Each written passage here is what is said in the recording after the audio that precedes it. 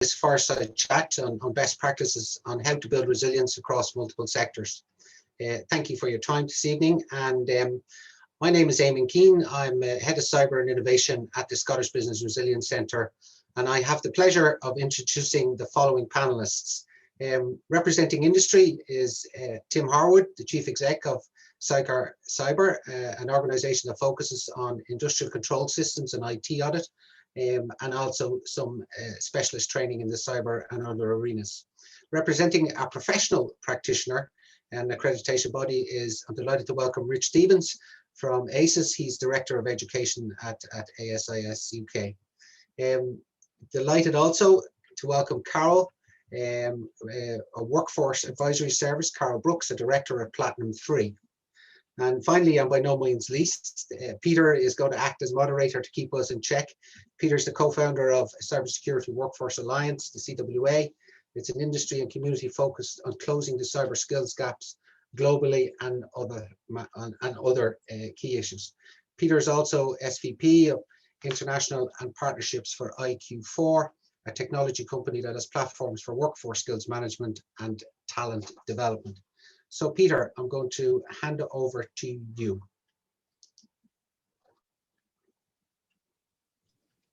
Thank you, Eamon. I always find it helps to turn the mic on for occasions like this at the last second.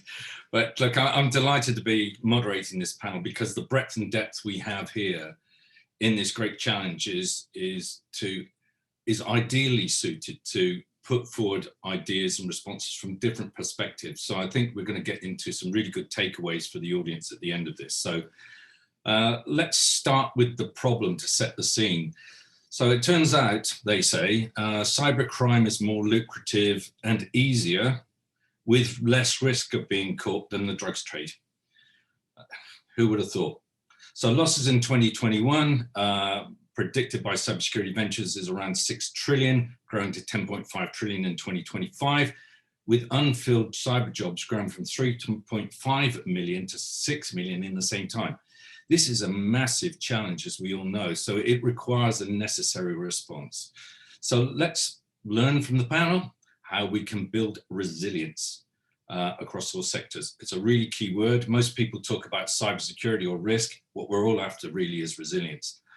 So the panel, the mantra is cybersecurity is everybody's responsibility and is a team sport. So using this analogy, let's go through this and see how we can build a world-class team in large and small organizations. So let's start with Carol with a top-down approach. What are you discovering when you talk to boards, Carol, and when you talk to them about cybersecurity? Why do they call you in as a behavioral business psychologist? And do they actually really understand the concept of cyber accountability, let alone what cyber is?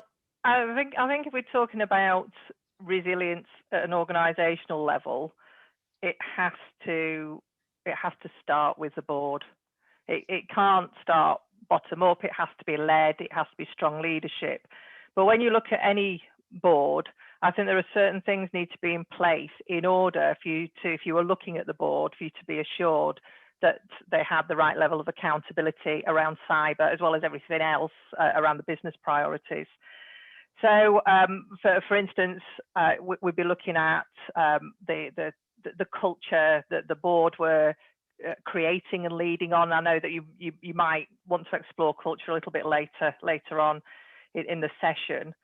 But I think also we'd be looking at have the board got the right skills in place at board level to even take on the real challenge of cyber security, cyber resilience, cyber accountability, because there are questions about how people interpret cyber security. It will be different depending on the size of the organization as well. For an SME, they will have a slightly different conversation to a multi-million-pound large enterprise at board level. I think at board level, we still need to think about having the right people with the right skills in place at that level. Do we have somebody with cyber security in their portfolio? I know that's increasing, but it's still not always the case. But also, I think we need to look at the non-execs. Do we have non-execs who champion cybersecurity, who have an understanding and will be the critical friend around cybersecurity?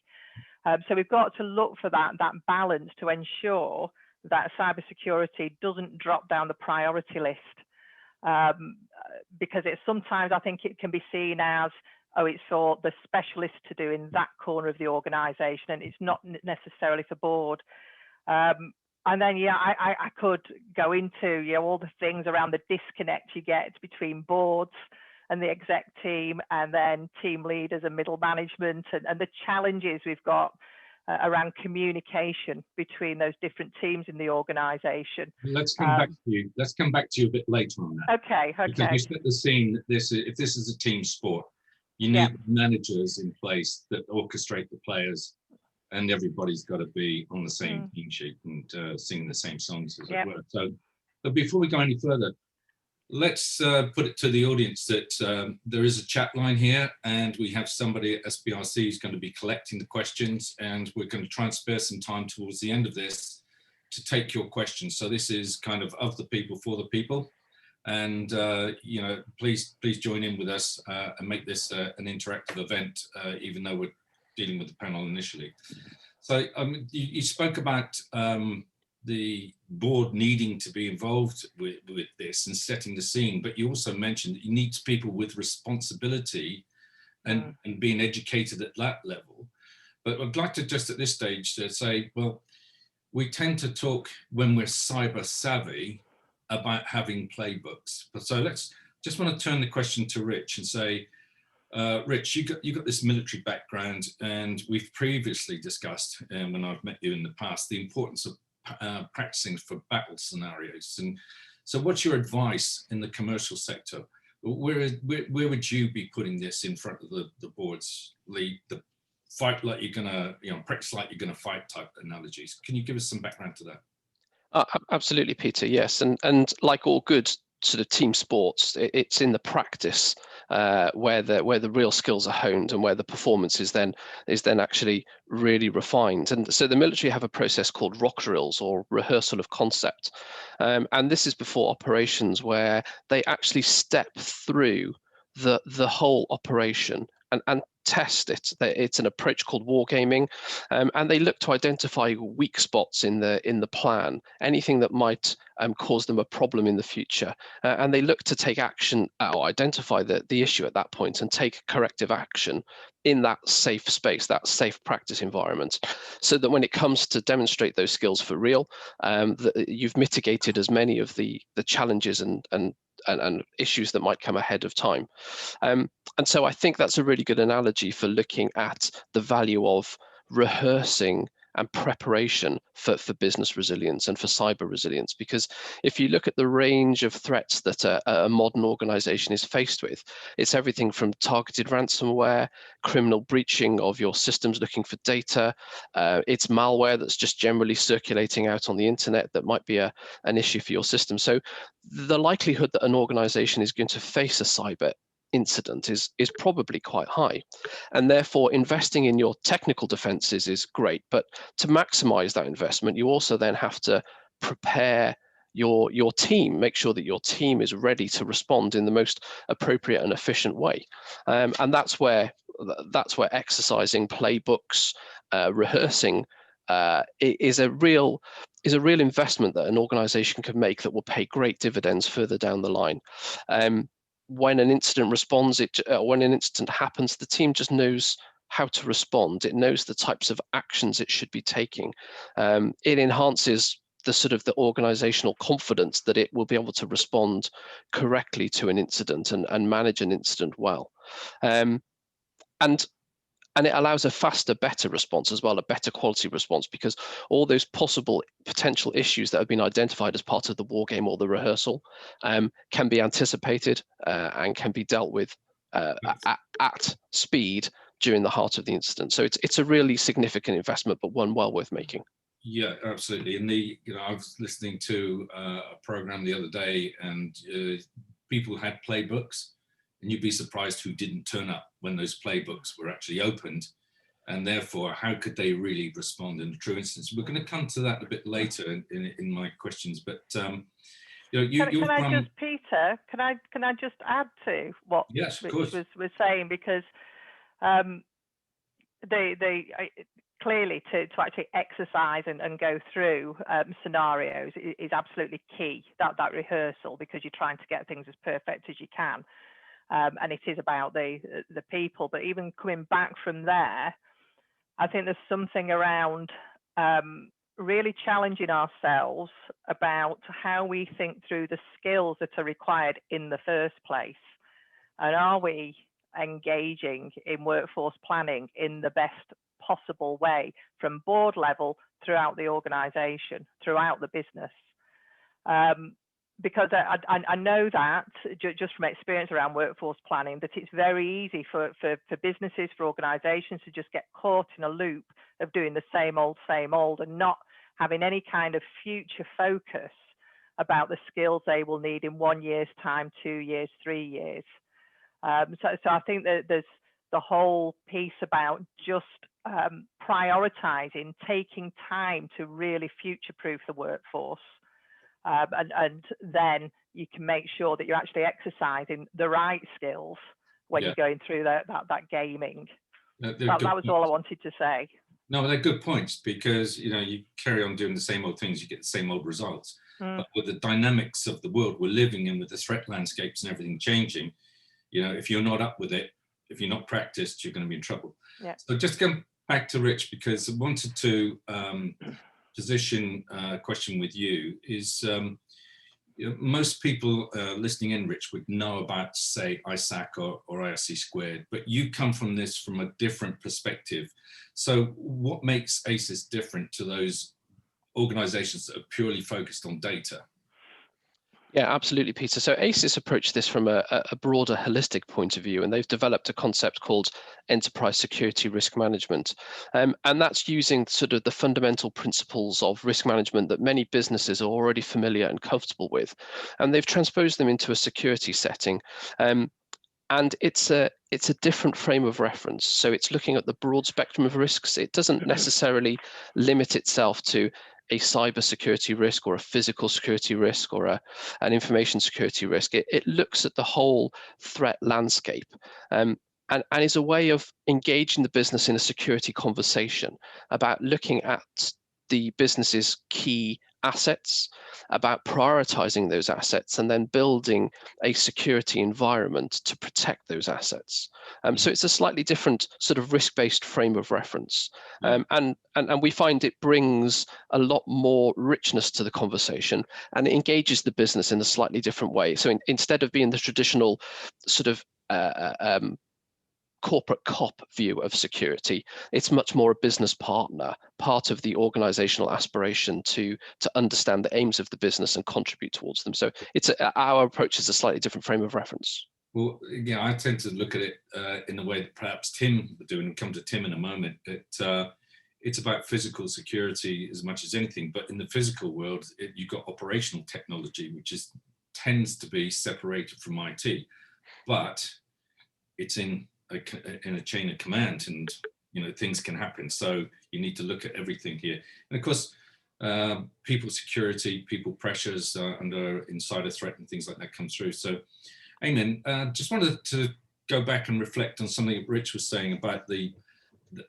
practicing in playbooks. You know, given your policing experience, would you support this practice of playbooks as well? And you've got any examples of where you practiced and thank heavens you did while you were in the police?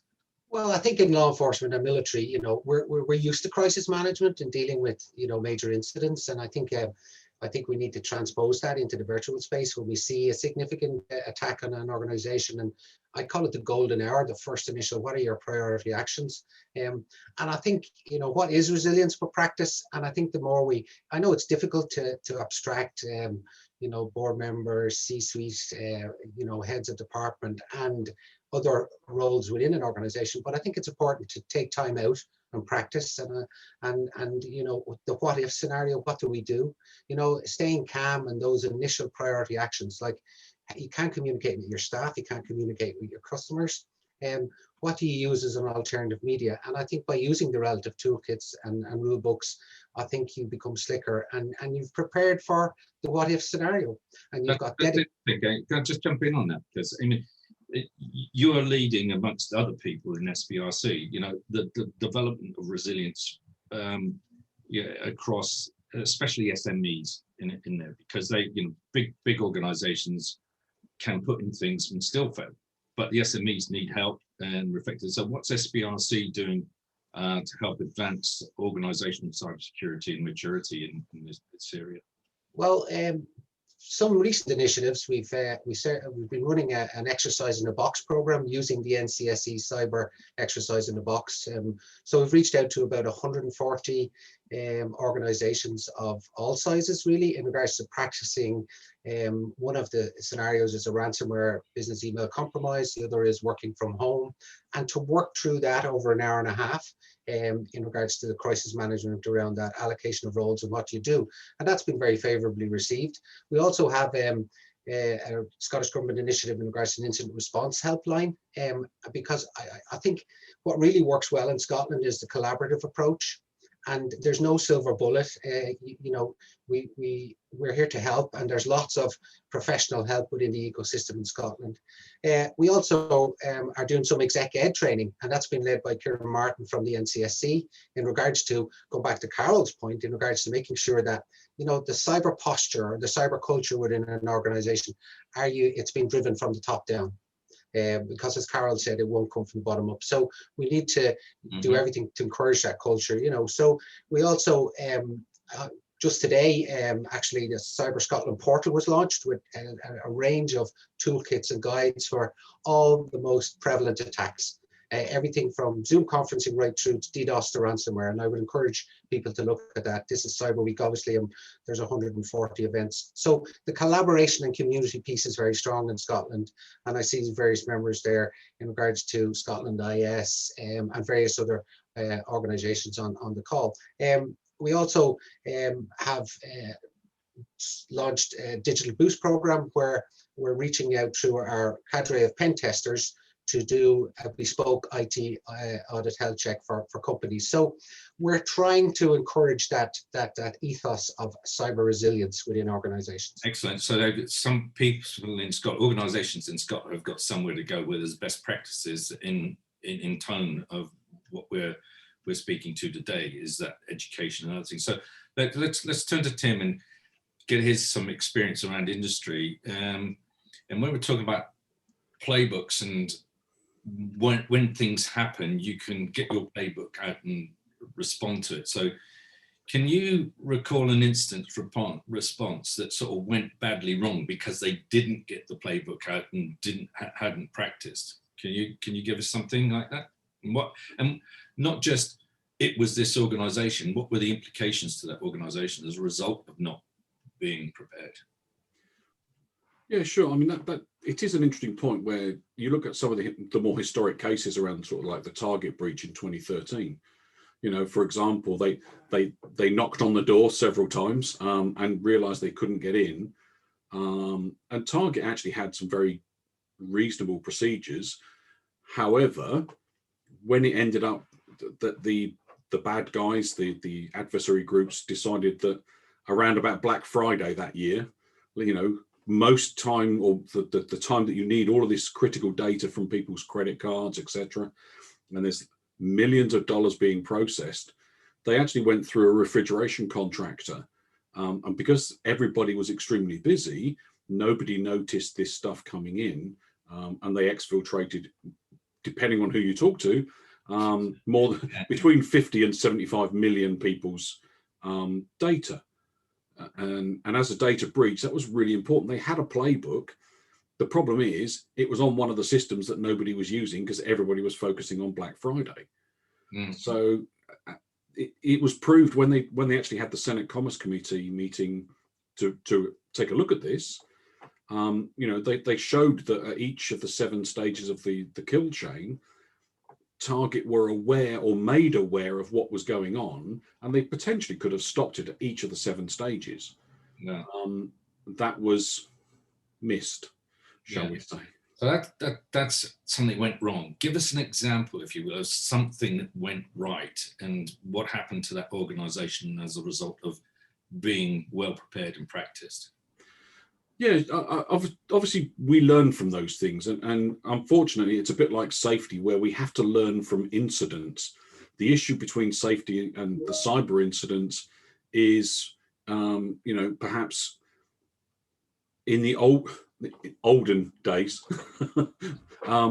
it was very difficult because you weren't required to either report it, or there was very little notification that it was a cyber incident until you did some in-depth root cause analysis. Mm-hmm. A safety incident is very important, and that's what people tend to focus on. So an example more recently, as we've learned from this, is Norsk Hydro, the aluminium plant, or the aluminium smelting plant and maritime group over in the Baltics, in Scandinavia. They had 170 plants. They got hit with ransomware, with the Lokagogar ransomware, and they had to switch to manual operations just to try and shut the thing down. Because you don't want hoppers full of molten aluminium pouring all over the floor, or all over people. They had 35,000 people, and they found that because the ransomware had shut down all of their systems, the best way that they could actually sort of communicate with their people, because they'd practiced it and they had policies and procedures in place, was through things like the company Facebook page, and other externalized email addresses and phones that weren't the corporate style. So they'd actually put this into place. They'd run a couple of tabletop exercises. They'd run a proper boots on the ground exercise as well. It won't stop the attack in their particular instance. They couldn't actually stop it. But what they could do was react correctly.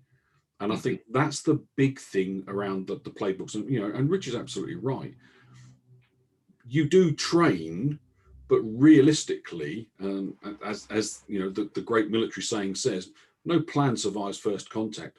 So whilst you've got to have these playbooks in sort of training methodologies, etc., they've got to be dynamic enough that you can flex with the situation as well. Indeed. People need to understand. My understanding of that was that because they were so responsive and they had a good PR communication with their stakeholders and the press, their share price, their stock price, unusually went up. Went up during that, when most people, most organizations crashed. So it just shows the value of building resiliency by practice and things like that. So let's just switch back to Rich as a professional service body, Asus. What do they recommend as best practice when it comes to implementing a playbook? Who should be involved? It clearly depends on which sector and things like this, but typically, what's the breadth of job roles in this sport that we're playing? Yeah, and players that we should have in the game. And part of the value of a playbook is a confident response, as Tim has described there. And when Asus looks at this, many of the attributes that Tim mentioned are ones that Asus would support. So having a plan and a playbook in the first place, reviewing and practicing that plan. But then it's actually the players on the field and knowing whose role or which role people have to fulfill. So, if you typically look at an organization, the CEO role, he's very much the key leader for the response, the corporate response. He's very much setting the tone, but actually in reality, he's probably going to be your chief decision maker and also your chief communicator, and probably the person that's having to speak to the regulators as well. Mm-hmm. So he's going to be a particularly busy person in an incident. And so, whilst he will be part of the playbook, it's probably going to be someone more like your COO that's running the actual physical response. He's going to be the one that's sort of leading that day-to-day or that hour-by-hour decision-making, understanding the scale and nature of the impact. He's going to be prioritizing the business response. And he's doing that really to allow the functional leaders who are actually activating and running through the playbook to then actually focus on their key roles. Stopping the breach is the first technical role. You've identified the breach, but now you need to sort of stem the flow, looking at to assess the the technical damage, and the playbook has identified where the steps that you need to take and the people that need to be involved, but you actually now need to assess the damage from the breach, looking at the scale of loss, and then also implementing your recovery strategies and trying to get those recovery strategies and your systems back up online in the quickest, safest, most efficient manner. And this is all concurrent activity. It's all happening at the same time. So you're also going to have your PR team, because in the modern age there will be exposure on media and social media. Things happen very quickly.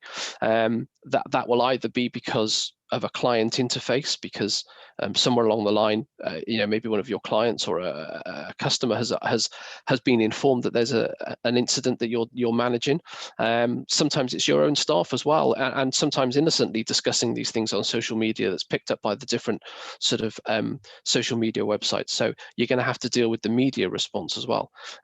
And finally, you've got to deal with your own staff as well, and make sure there's as best as possible that your staff understand what's going on. And as Tim mentioned, sometimes you have to use unusual communication methods to just give your staff the confidence to acknowledge that there has been an incident, but you're dealing with it, you have a plan, and give those strong messages. And I think when you blend those things together, you get the type of response that Tim mentioned that leads in an organization actually surviving and thriving from an incident, and doing well from it.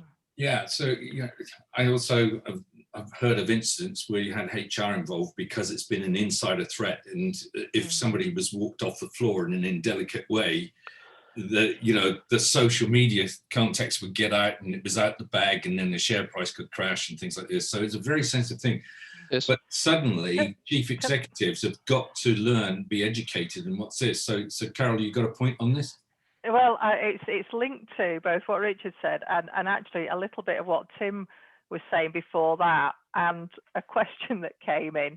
So it's this whole thing about how can minor breaches help to build resilience. So you've got major, we seem to be talking about major breaches at the minute, major incidents, but there is something about how do we use minor incidents to help build resilience. So if I'm thinking back to board level, and I don't know what the answer to this question is, how many boards are actually cited on the trends around minor incidents that occur on a monthly basis, for example, because a particular board I sat on, which wasn't in this sector, we used to use near misses and minor incidents to help us almost predict the potential of something horrendous happening.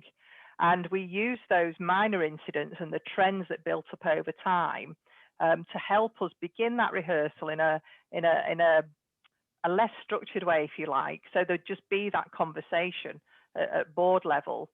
But it then meant we weren't going from 0 to 100 when there was a major incident. We at least felt like we had some conversations, and we weren't caught cold. So I think we've got to get this balance certainly at board level between being prepared for the worst case scenario and rehearsing that and being very clear about roles and having the right skills in place, but using reporting mechanisms and having the board see the point of looking at trends around minor incidents, for example, to help build that resilience. In summary, it's about preparedness, isn't it? At whatever level, and that's it. So, I noted recently that Gartner is predicting that 40% of boards will have a dedicated cybersecurity committee by 2025. Well, if that's the case, 60% will not. Okay, but then they're also predicting that. What was it? I was looking at by 2024, 60% of CISOs will establish critical partnerships with executives across other sectors inside the business, like sales and finance and marketing. So, that's up from less than 20% today. So what we're seeing is much more of a team-based approach to building cyber resilience coming into this, that it's everybody's game. So, Tim, given that Gartner prediction, why is it the C-suite seem to be struggling with the overall legal and regulatory landscape sometimes as it applies to their environment? I know it depends where you're working, of course, but can frameworks and standards help demystify these things and help educate the board such that it can cascade down through the business? I suppose the short answer is sometimes. It really does depend upon the lens in which they're viewing some of this stuff. So in the operational technology side, in the industrial control side, they have a different view of what the key points are. It's very much about the resilience, it's about recovery, it's about being able to shut the system down in a fail-safe way to protect people, the plant, etc. And there's a different view sometimes in the IT side. And one of the key areas that we found people stumble around is just that language and terminology. So for example, sometimes we can't get the two different sides to agree what they mean when they say the word incident.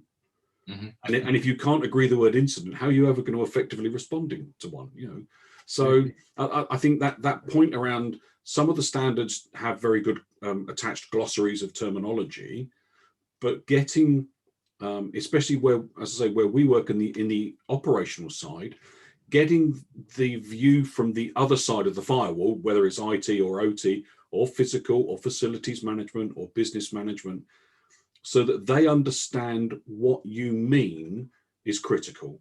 And this common understanding and language used across the whole of this particular issue often is missed. It's muddied the water a bit. People are very focused on what they need to do their job, you know, and let's be honest, generally people aren't necessarily malicious. They're just really busy trying to do their jobs. Yeah, but indeed, when I've spoken to you in the past, the issue is sometimes IT might get some patching, you know, every 6 months, but OT is like, if it ain't broke, I'm not fixing it. And, you know, but then that introduces a threat landscape that can pull into other things. Definitely, and of course the other system, the other side of that particular argument around the patching is sometimes the system is so old there is no patching. Yeah. You know, forget the nice shiny Windows 10 stuff. I know sites that are still operating DOS 6.2.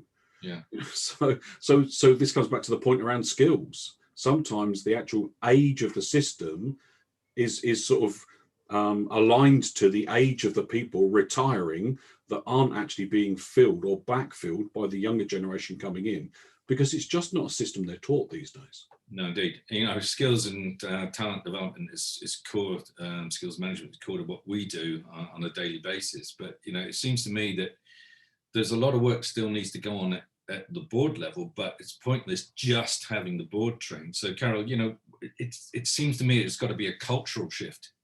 It's having this culture of understanding what the threat landscape is and what you need to do about this. So, you know, what do we need out there, for example, just at the awareness level to stop phishing, you know, ever clever phishing emails and making their way into the organization.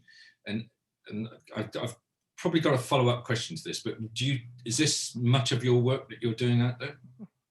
I think there's actually lots in what you've just said and what you've asked, because when we talk about culture, again, if you to ask each board what is culture, they'd all have a different answer.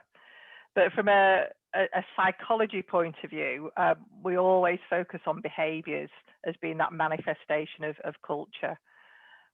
So if a board was to say to me, we need to do something about our cybersecurity culture, it wouldn't just be about, well, you know, the tech that's in place and the policies and procedures. It would be what are we talking about here in terms of behaviours. So then, you know, one of the things might be, well, we have employees who will click on emails they shouldn't click on. It doesn't matter how many times we tell them, they still continue to do it, and it's a real issue.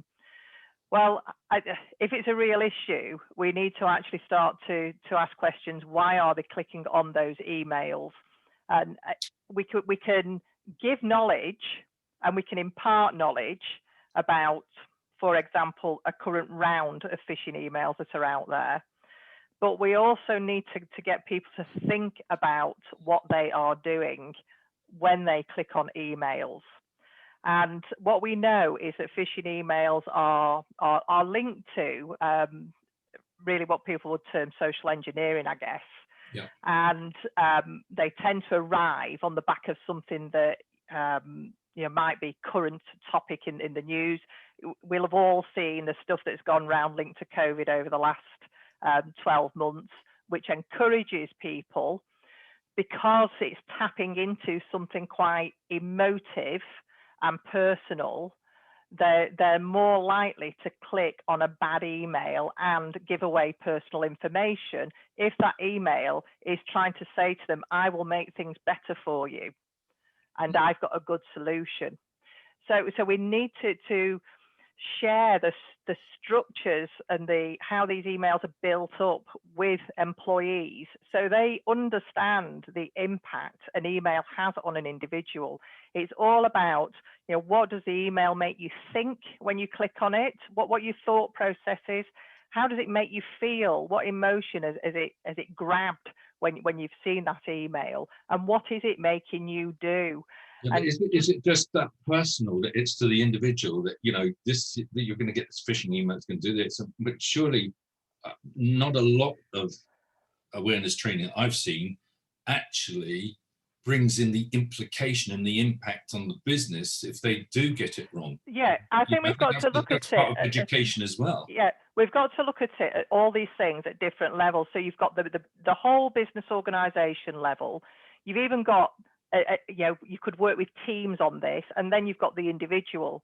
They're all connected, and we need to work out what the support and interventions need to be at each of those levels in the business to actually reduce the impact that this particular threat has. Because the other thing is, see, you've set me off now. The other thing is, we know people. I know, but just a final thing. We know people will make mistakes. We can't get rid of that. People make errors. So there will always be people who do something we don't want them to do. So as a board, as an organisation, a business, we've got to think about what we put in place to mitigate those errors. Mm-hmm. I'll shut up now. Okay. Well, Peter, and this is a passionate subject, so come in, Eamon. I was talking to you on the next. No, just supporting Carol about that, and I'll just highlight a really good point from one of our audience in regards to, we are seeing that social engineering attacks, phishing attacks, etc., are becoming more common than traditional technical attacks. Technology isn't good at recognizing social engineering attacks, for example. That's from our colleague Derek at the V Group. And I would support that in regards to we talk about people, process, and technology. We're familiar with the term defense in depth and the brilliant basics. So I think it's, it's not that carrot and stick. God, how many acronyms that I get in there, but I'm talking about incentivizing our workforce in regards to, it's not that foster that good, reporting mechanism. You haven't done something wrong. If we, tell us, just try and evangelize a little bit about more, your cybersecurity posture and try and encourage that. And I think people are at the foremost, aren't they, at every organization. And again, that defense in depth in regards to having that reassurance in your resilience will be, the softwares and the technologies that will identify that anomalous behavior, and we've invested in them, but equally investing in our staff in regards to training is so important. Indeed. One quick point. Sorry, can I just quickly leap in there? No, again, everybody's absolutely right. The issue, of course, comes if that only works if people understand what normal activity looks like. And if they don't know what normal is, how are they going to recognize that it's behaving abnormally? Nope. And that's where it's interesting with the blend now between business life and work life as well, because many of these social engineering exploits are exploiting the fact that there is so much interaction between our business use of certainly of IT systems and then our personal use as well. And so you're actually increasing the sort of threat surface to the organization, because Facebook and personal emails and all these other sort of device or tools that we like to use frequently in our personal life, we want to be able to use them in our business life from the same device. So we're constantly in that dilemma of trading convenience and security, especially on a work system. Indeed. I mean, we see so many things happening out there, but what puzzles me, puzzles some of the Cybersecurity Workforce Alliance leadership is, you know, how do cyber hackers get attracted and in, you know, how do they get in and sustain such clever people? Well, I know that we're talking about 7-figure salaries in some people for doing bad things, but, you know, this is going to go down another big rat hole if we're not careful of, you know, how do we catch them? You know, can we catch them early enough and educate them that coming down the white side or the good side is, you know, I mean, the white hat side is the good thing to do. At risk of asking Carol, because I know there's going to be, this is one that we could go and kick around for the rest of the evening, I think, couldn't we? So other simple things, it comes down to education, surely, and in catching people early and creating a culture right the way from education into the workplace. Yeah, and I'll come in there, Peter, just in regards to, again, we work closely with lots of the universities in Scotland, but one good example is we use the ethical hackers coming from the Abertay hacking course, and you know, 99.9% of these young people, there's some fantastic young talent in the UK, being produced by universities all over the UK, but we're using them in various improving their soft skills. They have the technical capability, they're showcasing themselves to industry, but equally going back, supporting the Scottish Government Learning and Skills Action Plan. We now have awards at primary, high school, HNC in cybersecurity, undergraduate, postgrad. So I think making sure that, you know, we're hitting every age now, you know, is there many digital natives on this? You know, the workforce is moving on, and no, and I think, you know, promoting, you know, they've grown, lots of our young people have grown up in that space now and are much more technologically aware, but the range of courses and introducing them to the positive side of the careers that are out there, the ever increasing range of careers and the money they can earn. So, yeah. I think it's interesting that, you know, the audience and ourselves are probably know a bit about cybersecurity because we've been in it and we eat and drink it every day, but you know, let's go back to Tim. You know, when you go in, you start to talk to the C-suite, Tim, you know, and somebody goes into the board and starts to talk about, well, have you done the CIA triad and where's your RACI charts and, you know, landscape vectors, you know, NIST and all that sort of stuff. How do we demystify it such that they can put it into simple language and then get them on board to back all the education and development right the way through the organization? What's your experience when you talk to people at the board? I think when we sort of sit down with them and try to explain it, we need to make sure that we don't talk the language of security, that we talk the language of business, whether that's risk, whether that's an approach that's relevant to the particular organization. I've seen far too many security people sitting there wagging fingers going, you're all doing it wrong. And I think this comes back to the point that Carol was making about phishing and actually John's put out on the chat as well. We need to have that culture change approach based around some of these, that, you know, certainly around some of the NIST CSF approaches and the measurements there. But I think as well, people need to understand it's okay to do it wrong, provided you do the right thing after. Now, that only works if you've got something to follow to do the right thing. You know, let's pick up on the phishing point. People, the boards that I talk to tend to focus on the click rate. They'll run a phishing exercise and it's like, how many people have clicked on that? How many people have clicked? Actually, to me, a better metric's going to be across those 12 months, can we prove that across maybe 12, one a month, that we can prove the rise in the number of people that did click on it, but reported it correctly afterwards. And I think we need to be showing the positive side of a culture change there. So people need to be empowered to do the right thing, but also not be afraid of coming forward and saying it. And I think that's where things like the NIST framework tie up with a lot of the measurements there, because they can be put into proper metrics rather than just, you know, this month's a really big number, and people then get to the point of, so what? Yes, indeed. Well, what you've said here has been supported by John McDermott on here. Is a reward to people who hold their hands, you know, for being fished. It's good, isn't it? The fact that HPE spends around 500k a year rewarding hackers who report vulnerability.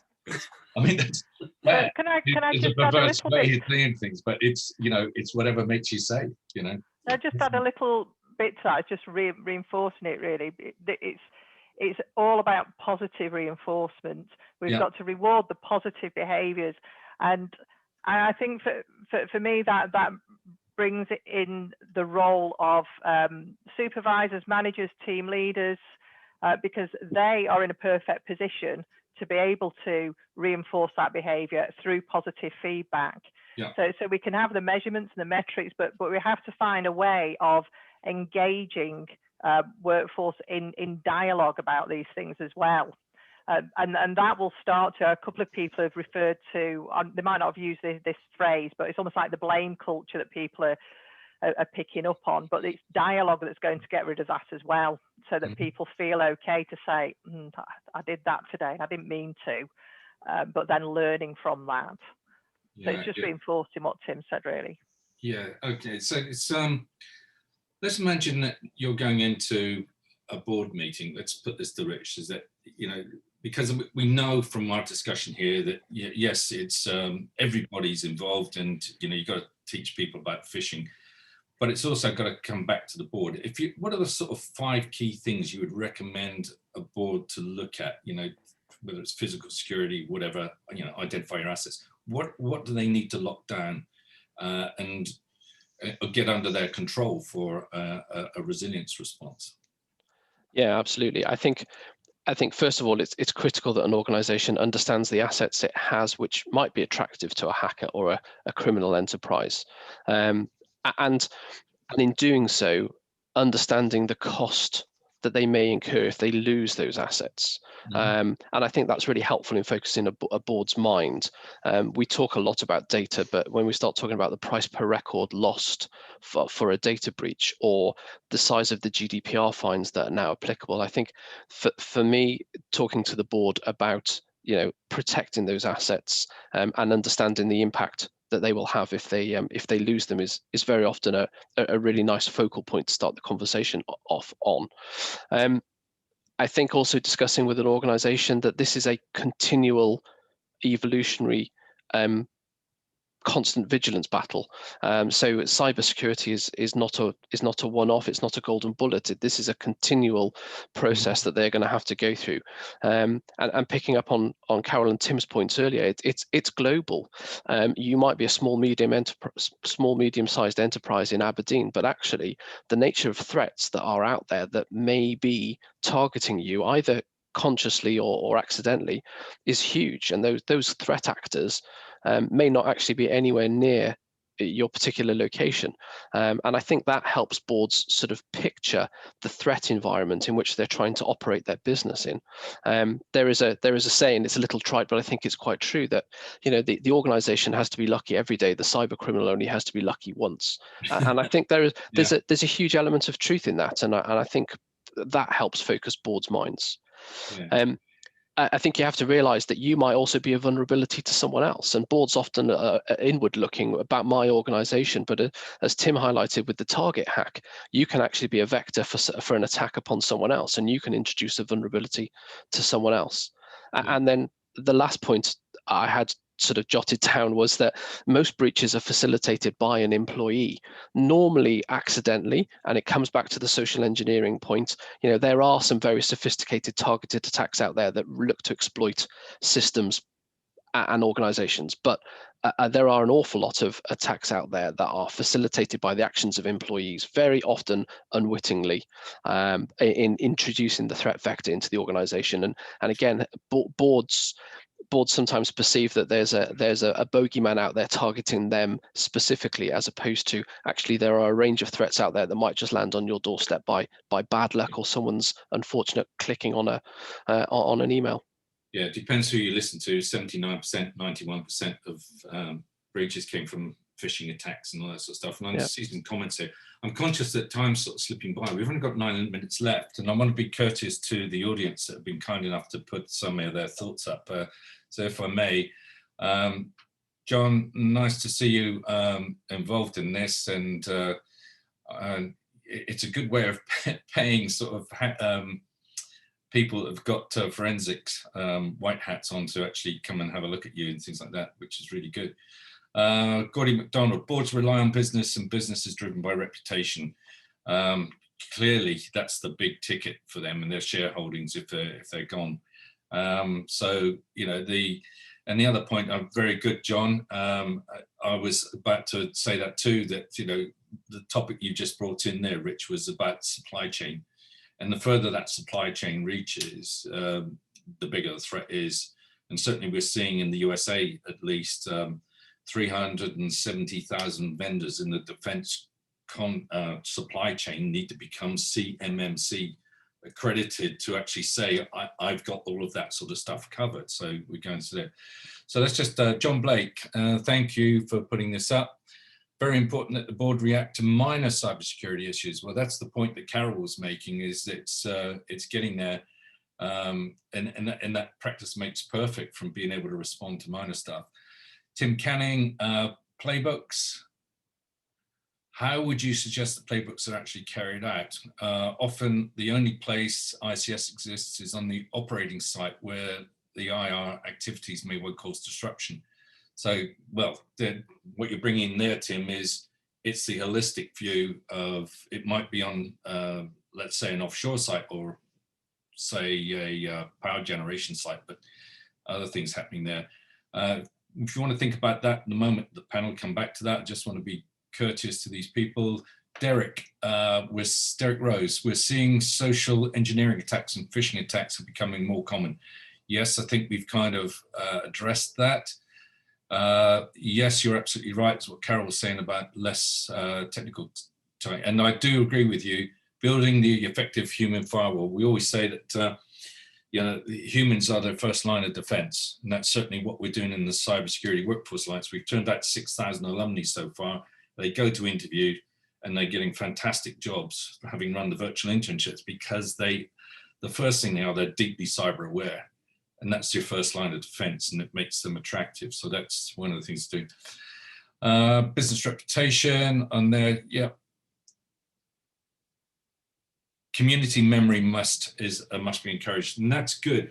So let me just come back to Eamon, who kindly helped put this thing together, because Eamon, there are certain things that you've been doing. This collaboration you're doing, and collaboration on here. What is the model that you're trying to get adopted into the SMB community, and what are you doing about improving this collegiate approach that you've got going there? Is you got other things happening up there? Yeah, well, I think in Scotland, you know, I think just the size of Scotland lends itself to a much more collegiate or collaborative approach with across all sectors. And no, I think within the centre we have the cyber expert group, for example, bringing 50 to 60 CTOs, CISOs together. We have our trusted partner scheme promoting Cyber Essentials Plus, you know, a greater integration with Police Scotland in regards to, you know, moving from policing, the preventative.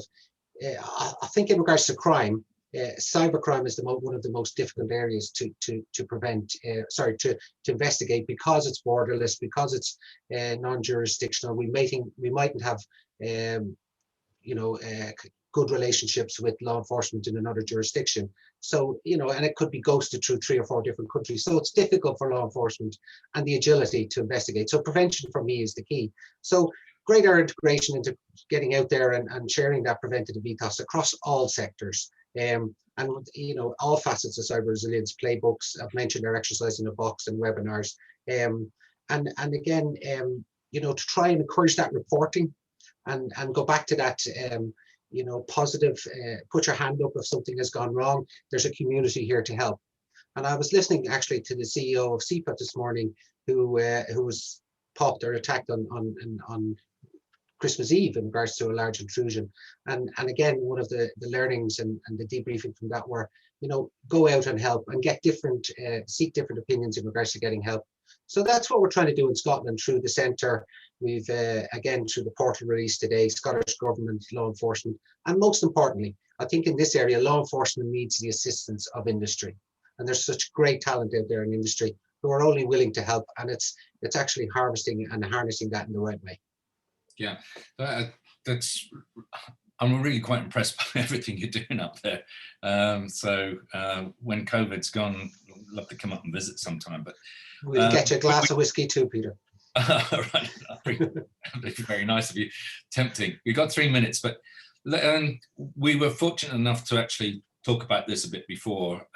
We got some summarization points. Would you like to put them up? And then what I would say to the people attending this is that we've also got a slide that individually you can contact us from the contact details that Eamon will put up in a moment. But you can also, if you want to follow up at any time, SBRC knows how to find us. So let's go from there.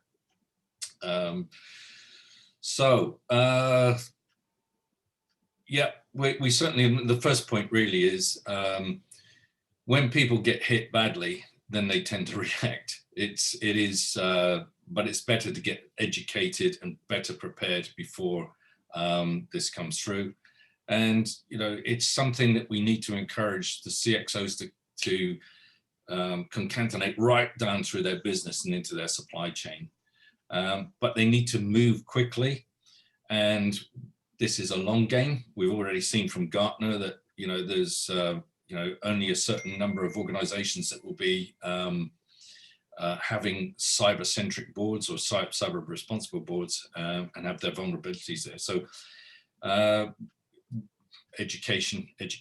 And what we're certainly seeing in the world that we live is from awareness. If you can inspire people, you don't have to worry about them because you can put them on the pathways to actually take much more care of themselves than the business. But it's that awareness and the implication, the so what that goes with it. And that's just something that I'd like to table it. So any more questions just come in. Gordy, thank you very much. This is interesting. He says, great fireside chat, would have been great for it to have gone on. Thank you all, Gordy. Gordy, let me just reflect on that. I recently moderated a panel in Singapore, in the Singapore Financial FinTech Festival. And we had people coming in, for, head of risk at Google from the USA was on the panel together with the head of deputy director of cybersecurity board in Singapore. And funny enough, when we stopped, after about 50 minutes into the post session, the head of cyber in Singapore said, I wish I'd recorded this bit because we got more out of it than we did in a panel session. But here's a thought. Supply chain is a big risk. Cloud is a big risk. What we're seeing in the Cybersecurity Workforce Alliance is banking, the industry that we started to focus on initially, suddenly have found themselves in the cloud, but without risk and control framework. So if SBRC would like to put up further topics in the future, I'd be happy to contribute either as a panelist or as a moderator. So it's just on 1800.